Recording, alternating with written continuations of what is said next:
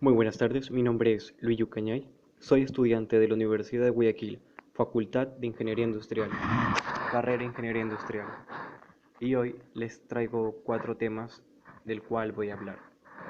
Diagrama de equilibrio, fusión y solidificación de un metal puro, casos y diagrama TTT, diagrama de fase de aleaciones binarias, diagramas de equilibrio de fases típicas, ley de palanca y diagrama hierro-carbono. Como capítulo 1 de lo que voy a explicar, pues voy a hablar sobre el diagrama de equilibrio. Diagrama de equilibrio. Un diagrama de equilibrio es la representación gráfica de la temperatura en función de la composición química, normalmente en porcentaje en peso, de una aleación binaria. De manera práctica, se indica que estas fases predominan en cada una de las temperaturas en función de la composición, pues da mucha información de la microestructura de una aleación cuando se enfría lentamente en equilibrio a temperatura ambiente. Además, en un diagrama de fase se pueden observar los cambios que se producen en la microestructura y en las fases cuando varía la temperatura. A un diagrama de equilibrio se le dice equilibrio porque significa que está manteniendo estable la presión y la temperatura. No se crean nuevas fases y no desaparecen las fases existentes. Una vez explicado lo que es el diagrama de equilibrio, pues ahora toca explicar sobre los tipos de diagramas de equilibrio, que son el diagrama de equilibrio de aleaciones totalmente solubles en estado líquido y en estado sólido, el diagrama de equilibrio de aleaciones totalmente soluble en estado líquido y parcialmente soluble en estado sólido, diagrama de equilibrio de aleaciones totalmente solubles en estado líquido e insolubles en estado sólido, y por último el diagrama de hierro-carbono. Antes de explicar los 4 diagramas, voy a explicar sobre las curvas de enfriamiento. En este diagrama se representan las curvas de enfriamiento correspondientes a 5 aleaciones: cobre-níquel, que son distintas; cobre puro, aleación de 20% de níquel, 50% de níquel, 80% de níquel y níquel puro. Los puntos marcados con L corresponden a los valores de temperatura a los que la aleación comienza a solidificar, y los puntos marcados con S son las temperaturas a partir de las que la aleación está totalmente sólida. Ahora, uniendo cada uno de estos puntos marcados con L en el diagrama de enfriamiento, se obtiene la línea de líquidos, es decir, la línea de temperatura por encima de las cuales la aleación se encuentra en una monofásica en la que solo hay líquido. Y uniendo ahora los puntos S, se obtiene la línea de sólidos, una línea por debajo de la cual la aleación vuelve a estar en una zona monofásica, pero esta vez solo encontramos sólido.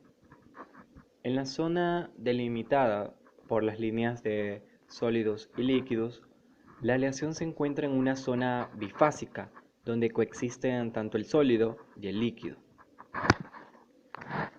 Una vez explicado, voy a explicar sobre los 4 diagramas.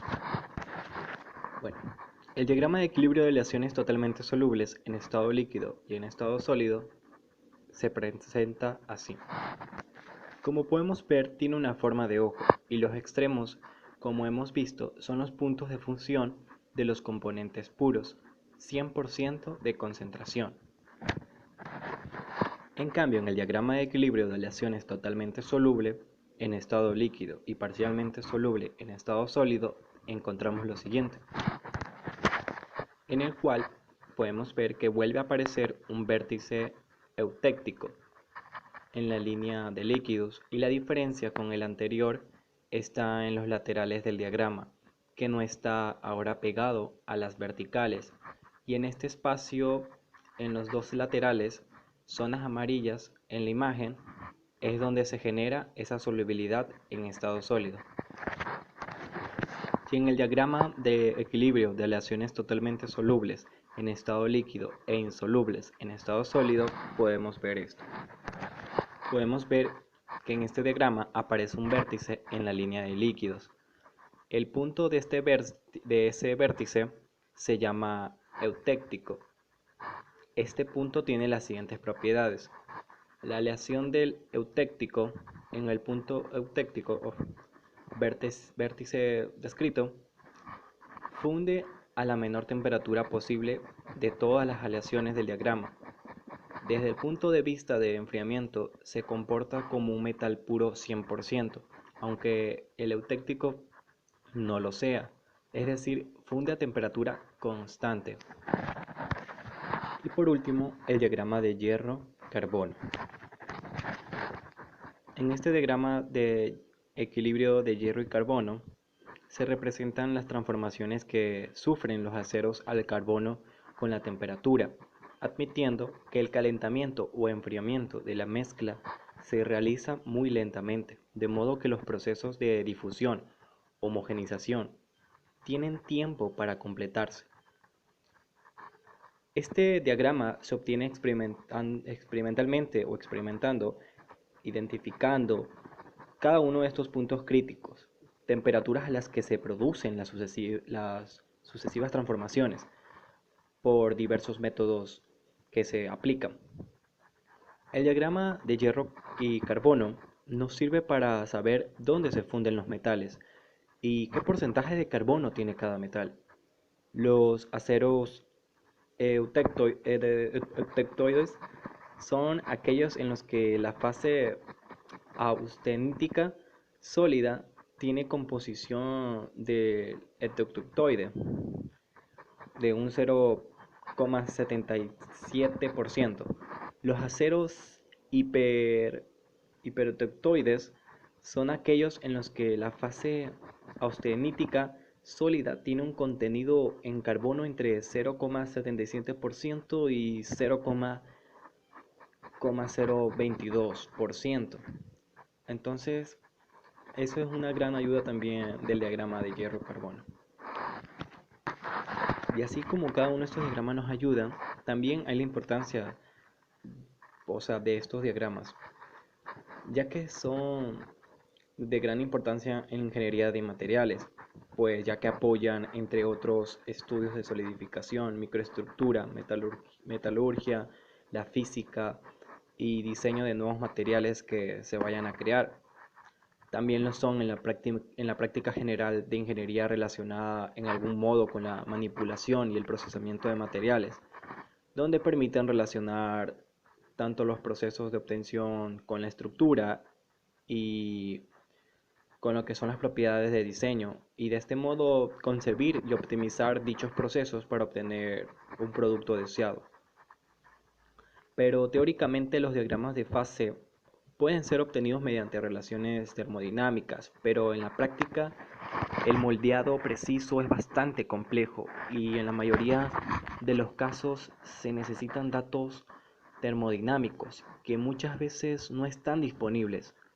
Por esta razón suele usarse relaciones relativamente simples como base de modelos que pueden ser sensiblemente mejorados con la ayuda de técnicas computacionales y de disciplinas como la termodinámica estadística.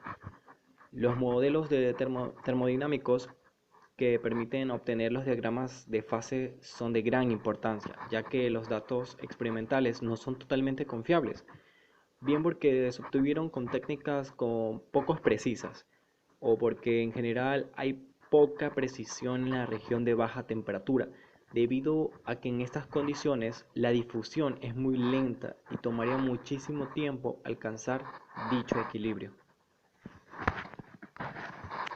Bueno, hasta aquí es el capítulo 1 y posteriormente comenzará el capítulo 2. Muchas gracias.